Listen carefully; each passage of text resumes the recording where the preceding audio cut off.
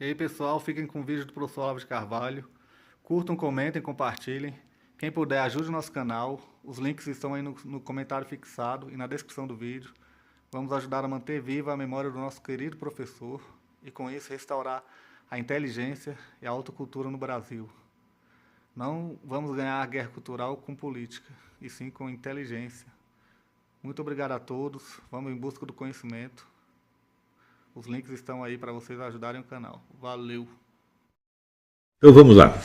Aqui tem duas perguntas, tem uma certa ligação entre elas. Aqui o Marcos Vinícius Benevides de Souza pergunta: é possível afirmar que o movimento comunista já é o projeto de poder mais bem sucedido da história humana? Essa é a primeira pergunta. E a segunda pergunta é do Nir Wagner: ainda dá tempo de nos livrarmos da praga comunista ou já estamos perdidos? Bom, as duas perguntas estão muito ligadas, e o principal problema quando se discute comunismo é que todos nós que estamos fora da cultura comunista, nós não somos nem chineses, nem russos, né, nem húngaros, não fomos criados nem na União Soviética, nem nos países satélites, nem na China, nem em Cuba. Todos nós estamos acostumados, vamos dizer, à lógica ocidental, à lógica clássica, né, que se deriva de Aristóteles e vem depois para o método científico moderno.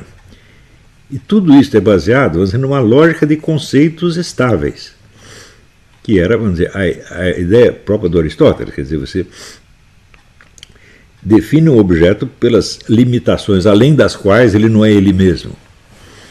Quer dizer, a definição no sentido aristotélico é um limite, tá certo? Ela não expressa a substância efetiva de uma coisa, a realidade de uma coisa, mas o limite lógico dela. E as pessoas confundem isso com a verdadeira substância, com a realidade das coisas. Ora, em Hegel e Marx, você vê que a coisa não é bem assim. Quer dizer, a única coisa concreta mesmo é o que existe no espaço-tempo. E o que existe no espaço-tempo está sempre em constante mutação. E, portanto, você definir a coisa só pelos seus limites, você está escapando da realidade efetiva, histórico-temporal, para um mundo de objetos ideais, objetos matemáticos, por exemplo. Quando você define um quadrado como uma figura que tem 4 lados e 4 ângulos iguais, o quadrado nunca vai mudar. Ele será sempre e eternamente isso. Portanto, o raciocínio que você fizer sobre o quadrado valerá independentemente de qual seja o quadrado e independente do dia, da hora, do momento, etc, etc. Isso serve muito bem para os objetos da ordem matemática, que o Edmundo Husserl chamava de objetos ideais.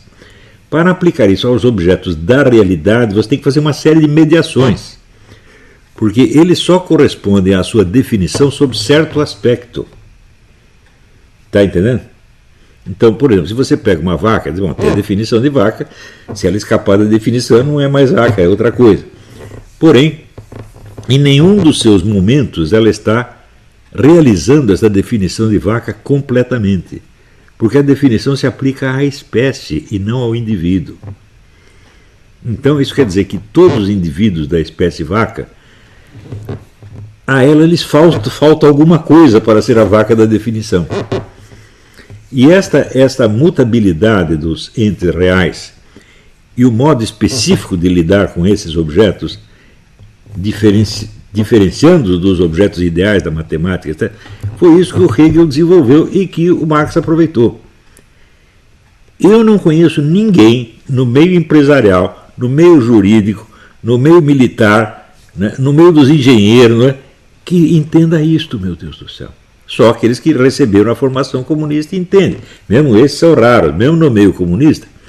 Os caras que entendem isso são só os caras de primeiro nível. Os outros não, os outros são só, como é que se diz, pau mandado.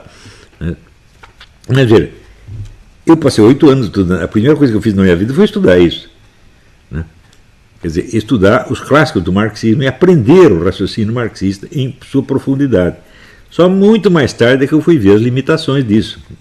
Mas essa foi a primeira formação que eu recebi. Quer dizer, eu recebi uma educação como se eu fosse um cara da KGB, você entende? Não como se eu fosse um estudante universitário brasileiro. Né?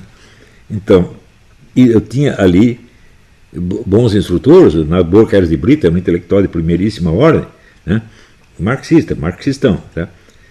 Mas essas coisas, para mim, se tornaram até banais. Então, quando o sujeito pergunta o que é o comunismo, ele está aplicando a isso a lógica ocidental.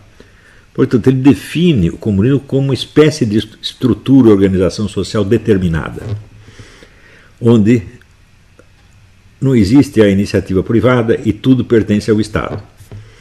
Isto é um modelo estático de comunismo. Né? Existe algum comunismo assim? Não existe. Vai existir? Não, não vai existir. Isso quer dizer que para o comunista que sabe o que está fazendo, o comunismo não é um regime, porra. O comunismo é um movimento. Esse movimento não vai terminar nunca. Né? Portanto, você tentar reconhecer o comunismo, as pessoas perguntam, a China é comunista? E uns dizem que sim, outros dizem que não. Entendeu? Ela é o único tipo de comunismo que pode existir, que é um comunismo que não é inteiramente comunista e que está sempre se aproximando de um comunismo sem jamais chegar lá. Isso aconteceu na União Soviética, aconteceu em Cuba, aconteceu na Hungria, aconteceu na Polônia, aconteceu no Raio Parto, porque o comunismo não é um regime, seus imbecis. Hein? Não é um modelo de regime. Hein? O comunismo é um processo histórico. Deu para entender? Então, para saber se um sujeito é um comunista ou não, você tem que saber se ele está colaborando com esse processo ou não. Não é se ele é a favor de tal ou qual regime. Por exemplo, Lenin, quando tomou o poder, a primeira coisa que ele fez foi restaurar a economia privada, porque o comunismo estava indo o regime estava indo para o buraco, ele restaurou a economia privada para fazer funcionar. E mandou espalhar para todos os investidores ocidentais. Esse tal de Lenin não é comunista de maneira alguma. Ele fala isso só para enganar trouxa, mas ele no fundo é capitalista. E os caras acreditaram e investiram um monte de dinheiro na Rússia. No tempo que tomou posse o Richard Nixon, o pessoal acreditou na mesma coisa de novo. Não, esse pessoal da China não é comunista. Né? Eles só fazem isso para enganar as pessoas. Mas eles são tudo capitalistas, então vamos investir lá. E está aí, o comunismo está cada vez mais forte. Então, o comunismo nunca é um modelo de sociedade que você possa implantar. Ele está sempre se realizando de novo. Então, isso é muito importante. O próprio Marx sempre teve a ideia de que os vários passos do movimento comunista são decididos no próprio movimento, porra. O movimento é tudo. Você vê aqui no livro do Dostoiévski, muitos personagens chamam toda essa esquerda lá de o movimento. E está muito certo, essa imagem está correta. Então, tem que aprender o seguinte: o comunismo é um negócio proteico, ele está sempre mudando. Ele não tem essa estrutura fixa que você possa reconhecer ou não. Portanto, quando nós vamos vencer o comunismo, vencer o comunismo não vai vencer nunca. Porque sempre pode estar, algum germe desse movimento pode existir em algum lugar, por pequeno que seja. Não é isso? Ah, mas quando ele se implanta, daí ele vira um capitalismo, como aconteceu na China. Mas é claro que ele vira isso, pô. O comunismo como coisa, como Estado fixo, como modelo, não existe. E não vai existir jamais. Deu para entender? É como você pensar assim: o roubo existe ou existe só a ordem legal? E de bom, sem ordem legal não existe o roubo, e sem o roubo não existe a ordem legal. Mas vai existir os dois sempre. Então tem que aprender a raciocinar dialeticamente. Agora, pega um livro de Hegel, pega a lógica de Hegel e doa para um desses generais ler. O general morre, não sei que na página 10 ele tem congestão cerebral. E ele acha que ele é um homem prático, eu não preciso dessas coisas. Quer dizer, ora, Lenin e Stalin passaram anos estudando Hegel e Marx. Nunca acharam que eles eram homens práticos, estamos ocupados com coisas mais importantes, não vamos ligar para essas filosofias, para essas teorias. Nunca pensaram isso. Agora, esse pessoal burro, inculto, é tremendamente arrogante. Acha que a sua incultura é uma forma de superioridade. Eles acham que eles são superiores a Hegel, superiores a Marx. Não são. A gente tem que ter a humildade e entender que esses camaradas estão tentando desenvolver uma ciência do processo histórico.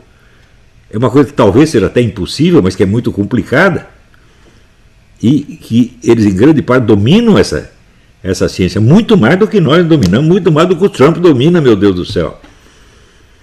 Por quê? Porque só eles estudaram isso.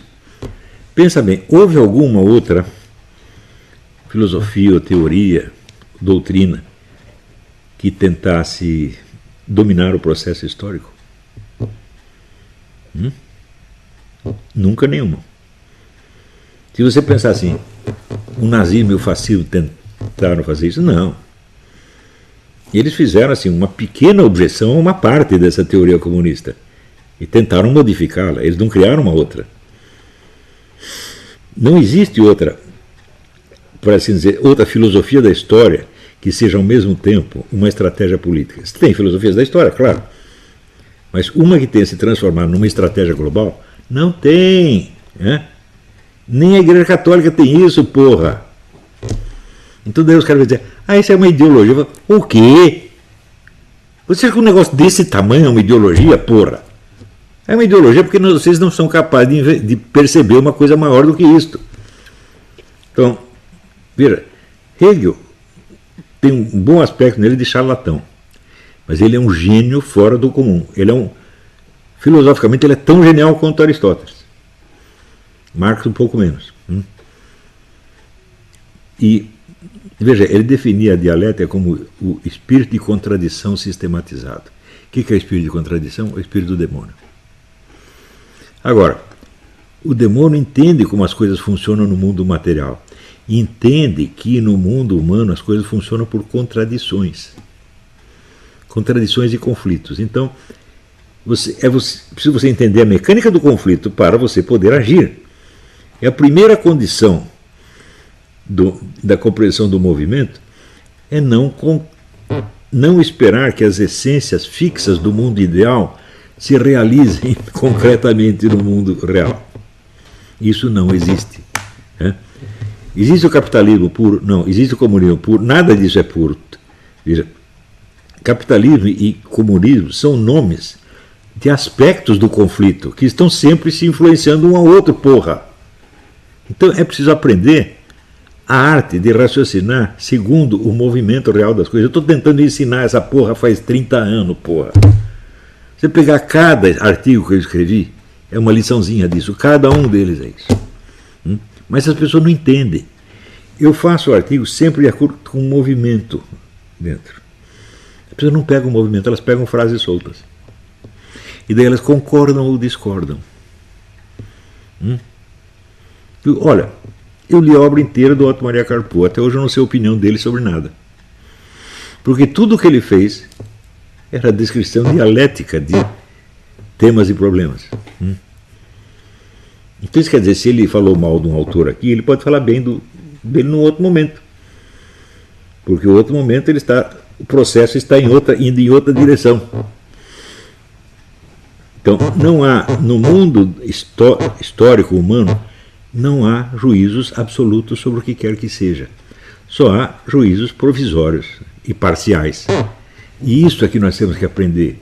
Se nós quisermos adquirir o que eu chamo de alta cultura, o domínio disto. E entre nós, o melhor exemplo que existiu disso foi o Otto Maria Carpo, evidentemente. Mas será que alguém aprendeu com ele? Eu sei que eu aprendi. Eu, pelo menos, sei escrever um artigo segundo a técnica do Carpo. A técnica sinuosa, vai que nem um peixe. Né? Até você tentar apreender mais ou menos a dialética interna e o sentido de um movimento. Que você não sabe onde vai terminar, mas que até o momento está nesse ponto aqui. No instante seguinte pode ser outra coisa. Eu escrevi todos esses artigos para ensinar a fazer isso. O assunto material do artigo interessa menos do que a técnica dialética que está ali. Mas eu não conheço uma pessoa que capte isto, porra. Eu conheço um monte de gente que discute opiniões minhas pegando frases. Eu digo, mas você viu onde está a frase? Você viu o que vem depois, o que vem antes? Ou seja, eles pegam o que é a descrição de um processo como se fosse uma tomada de posição moral ou doutrinal definitiva perante realidades eternas. aquele boboca do Fedeli. O Fedeli não era um mau sujeito, mas era bobo. Era um homem que só tinha cultura religiosa. O Fedeli nunca entendeu um treco desse. Então ele pegava uma frase e ficava escandalizado com a frase, isso é agnóstico. Digo assim, naquele capítulo, naquele momento do argumento, é gnose, sim. Mas não quer dizer que eu estou aprovando ou desaprovando. Agora tem um idiota, esse palhaço, picareta, que é dono lá do Montfaible, né? Organização Montfaible, que publicou as polêmicas do Fedeli contra mim, que eram de 2013. Mas veja, o sujeito é tão honesto, ele diz que é católico. Você não pode publicar uma parte de uma polêmica atualizada sem o outro lado atualizar a resposta dele, porra. Se não é por falso testemunho, meu filho. Mas ele não sabe o que é isso. Então o sujeito acha que ele é católico. Católico coisa nenhuma, porra. Ele acha que é, né? Mas ele não sabe o que é isso. A sua polêmica com o Fedeli foi no começo dos anos 2000. É no começo dos anos 2000. Daí ele pega, atualiza, põe lá umas coisas que ele mesmo escreveu. Diz, peraí, mas não era uma polêmica? Polêmica tem dois lados. Era eu com o doutor Fedeli, é? Que chegou uma hora que eu desisti. Eu vi que ele era maluco e desisti. Falei, não, ele não é um mau sujeito, não quero cuspir na cara dele, mas ele é doido, então não dá. Né? E ele mandava os agentes dele lá e assistir minhas aulas, né, para ele ver se era heresia. Né? Então, esses caras que falam assim, em nome da Igreja Católica, como se eles fossem bispos ou cardeais, quando não são nada, vocês não são nem fiéis, eles imaginam que são apenas. Né? Ficam fazendo essa punheta religiosa ridícula, tipo o Carlos Ninguém, ele também é outro assim. O sujeito mal entrou na igreja, já está lá, né, condenando os hereges, etc. Então, em primeiro lugar, eu jamais escrevi uma linha de doutrina católica. Nunca escrevi nada sobre doutrina católica. Nunca nada. Portanto, para você saber se isso é agnóstico ou católico, fala, primeiro você tem que transpor a coisa de um gênero para outro. Isto aqui, se fosse uma exposição de doutrina cristã, seria como? Certamente não é como está escrito, porque eu estou falando de outra coisa. Então, o simples fato do sujeito pegar essas coisas e querer discutir como se fosse uma doutrina religiosa já mostra que não sabe ler. Você não tem flexibilidade para saltar de um gênero literário para outro. Então, é falta de cultura, evidentemente. Não tanta, porque o Fedeli teve alguma instrução na Itália, ele não era, tinha alguma cultura europeia, mas só católica. Né? Eu chegava a falar coisas absurdas. Chegou a me colocar como discípulo do Maurice Blondel, um filósofo ao qual, na verdade, eu jamais dei o menor valor para o Maurice Blondel. Eu achava o Maurice Blondel um idiota apenas. Né? É como o outro que me atribui lá, acha que tudo que eu escrevi de guerra psicológica é do Orville. Eu, porra, Ou seja, eu simplesmente no Brasil não tenho interlocutores que eu possa trocar ideia, não tenho. Quer dizer, tem uns poucos entre os meus alunos, tem uns poucos fora do Brasil, o Potapievich, né?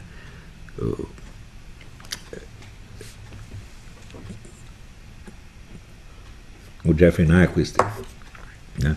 O Dr. David Walsh, o Wolfgang Schmidt, esse eu tenho. Mas no Brasil não tem ninguém, gente. Não tem ninguém na universidade, vou ter na mídia, vou ter nesses grupinhos religiosos que o cara está lá, ele pegou meia dúzia de japonesinho, rezar a Maria, faz muito bem, fica rezando a Maria, não enche meu saco, porra. E é assim, gente. Você entende por que essas perguntas? Elas, na verdade, não têm resposta. Nós nos livramos do comunismo, não vamos livrar nunca, porque ele é um movimento, ele pode mudar, e ele já mudou. O número de ideologias comunistas, leia o livro do filósofo polonês, o Kolakowski, Main Currents of Marxism. São 3 volumes de 500 páginas cada um. Ali está a lista das ideologias. E vocês acham que o comunismo é ideologia? Você está brincando comigo? Né? O comunismo é ideologia? A ideologia do Stalin ou do Trotsky? Ou do Mao Tse Tung? Aí já tem 3. E assim por diante. Bom, vamos lá. Marcus Herkenhoff. Apenas os militares não perceberam as movimentações da China, ou isso também teria acontecido nos exércitos de outros países. Aconteceu em todos. De modo geral, a intelectualidade ocidental não está à altura desse negócio, mas a intelectualidade ocidental que influencia a política. Tem gente que está fora disso que está entendendo tudo. Pô, eu nunca vi o Eric Voegelin influenciar a política nenhuma. Claro que 50 anos depois dele morrer, algum político lê alguma coisa dele, pode até ser influenciado indiretamente. O Eric Voegelin entendia as coisas, mas ele jamais influenciou movimento político nenhum. Não dá tempo, porra. Né? Quer dizer, você acha mesmo que o sujeito que está tentando... Por exemplo, eu tentei, dentro da minha medida, que é muito mais modesta que a do Eric Voegelin, reestruturar um pouco a ciência política. Né? Isso aí comeu minha vida inteira. Você acha que dá tempo de eu fazer isso, de ficar influenciando funcionário público? O que você acha que eu sou? Super-homem, porra? Não dá para fazer mais nada, porra. Né? Eu, como investigador disso, eu posso colocar uma pergunta na minha cabeça e ficar girando 20 anos em torno dela. O orientador de um partido político, do movimento político, não pode fazer isso. Ele tem que dar a resposta na hora. Eu não posso fazer isso. Não preciso, não posso e não devo. Né? Vamos lá.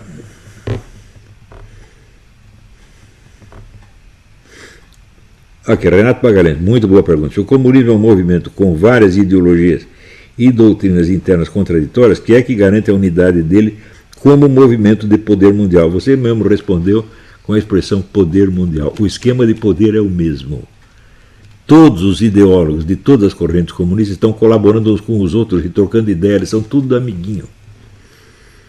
Cada um acha que está dando a ideia melhor, mas se a ideia dele não funcionar, ele não vai romper com o movimento por causa disso. Alguns rompem, mas muito poucos. Né? Então, são várias ideologias que se reforçam umas às outras através da contradição. Deu para entender? Em geral, o pessoal pensa assim, não, se houve uma divergência de ideologia, então o pessoal rompeu. Fala, no comunismo não é assim, meu Deus do céu. O comunismo é muito mais tolerante com a diferença do que vocês são capazes de imaginar. Né? Você pode mandar matar o cara, mas você não vai jogar a ideia dele fora. Na Romênia não mandaram matar o Mihail Manuilescu? Mandaram. Odiaram tanto ele que o fuzilaram em efígie depois de morto. Mas aproveitaram as ideias econômicas dele. Ele fez um programa econômico para o governo comunista. No comunismo as coisas são assim, porra. Né? No comunismo não existe o culto da personalidade. Né? Você não vai adorar o cara porque ele é o gostoso. Não, a ideia dele é que importa. Importa a contribuição real dele. Né? Agora, no mundo ocidental não, é tudo culto da personalidade. Pô.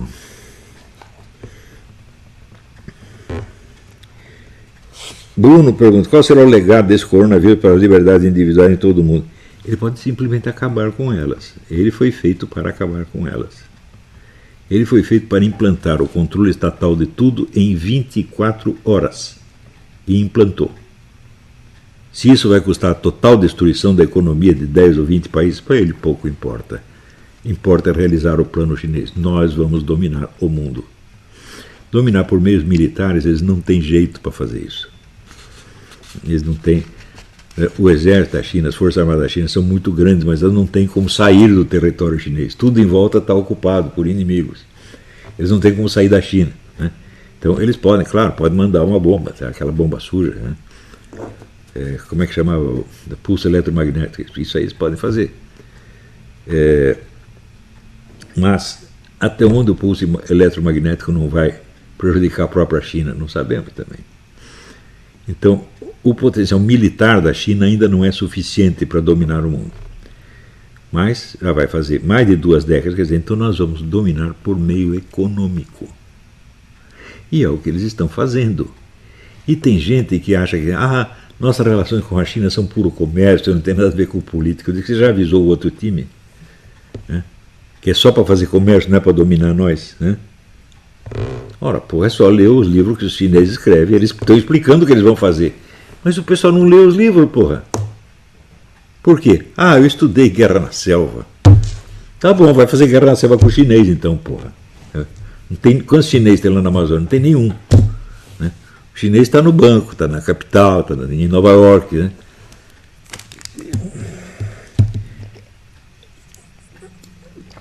Você veja, em todo o mundo ocidental, se instituiu o controle estatal da vida privada, do dia para a noite. Todo mundo aceitou esse jogo. Por causa de um vírus cuja letalidade é mínima.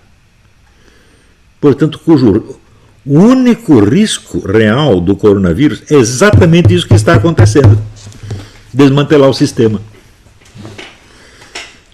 O chinês sugere um negócio que pode desmantelar o sistema. E você, para se defender contra o chinês, você desmantela o sistema. Pronto. É um negócio genial, porque joga com o quê? Com a contradição. Não é um plano unilateral, unilinear. Não é. Isso para o marxista não existe. O marxista sempre aposta nos 2 cavalos, quando não em 20. Não tem um plano linear, quer dizer, uma doutrina a ser realizada. Isso para o marxismo é o cúmulo do abstratismo. Uma doutrina não pode ser realizada, a doutrina se cria no curso da sua realização, com todas as contradições. Né? E o coronavírus é uma contradição viva, meu filho. Então, em primeiro lugar, espalhamos assim, nós temos que impedir a corrida geral ao sistema hospitalar. Como é que nós fazemos isso? Avisamos, pandemia, pandemia. Todo mundo corre para o sistema hospitalar. Ó, porra. Ou seja, você cria um problema e você cria um outro problema que se opõe a ele, para que os 2 juntos operem a destruição, não é um só. Ora, se você quer evitar a corrida aos hospitais, você não faz barulho. Você não espalha o pânico. Agora você espalha o pânico e depois, né, fala que nem o Chapolin Colorado, né? Não priemos cânico. Né? Pronto. Vira, tudo que esse pessoal comunista faz é assim. E não é só eles, não. O pessoal que é, vamos dizer, o pessoal globalista já aprendeu a fazer essas coisas. Faz muito tempo que aprenderam, porra. Né? Então não adianta você querer encontrar uma explicação linear para o que estão fazendo. Tem que acostumar a jogar com as contradições. Senão nós estamos lascados. Bom, gente, acho que por hoje é só. Já cansou.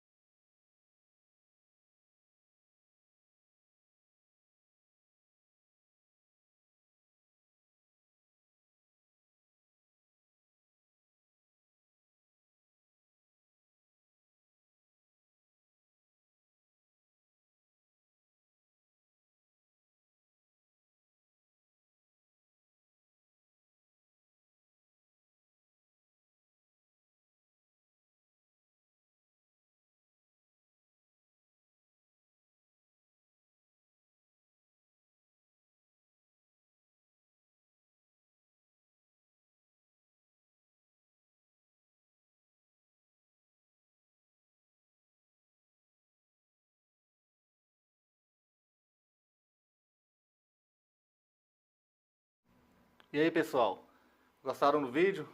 Curtam, comentem, quem não for inscrito ainda, se inscreva no canal e ajude a divulgar o conhecimento e com isso preservar a memória do professor Olavo de Carvalho. Muito obrigado a todos. Curtam, comentem, compartilhem. Vamos lá, pessoal. Valeu! E aí, pessoal do canal, tranquilo? Então, a gente ainda quer fazer o sorteio das 3 canecas do professor Olavo de Carvalho aqui no nosso canal. Mas para isso a gente tem que chegar a 120 mil inscritos no canal. Então compartilhe, comente, curta. Mande o nosso canal para os seus amigos, parentes, para todo mundo se inscrever e a gente chegar a 120 mil inscritos. Apoie o nosso canal, quem tiver condições, para a gente continuar aí no YouTube, no Telegram e também no Instagram e Twitter. Sempre trazendo conhecimento e falando a verdade aí para todo o Brasil e para o mundo. Valeu, tamo junto. Fique com o vídeo. Forte abraço. Deus, pátria, família e liberdade. Valeu! E aí, pessoal, tranquilo? Então, se inscrevam no canal, comentem, curtam, compartilhem. Isso ajuda bastante nosso canal. Quem quiser ajudar a gente de outra forma, os links estão aí na descrição do vídeo. Temos Apoie-se, tem o apoio coletivo e também quem quiser ser membro ou participar da nossa vaquinha. Sigam nas redes sociais, os links estão aí na descrição do vídeo.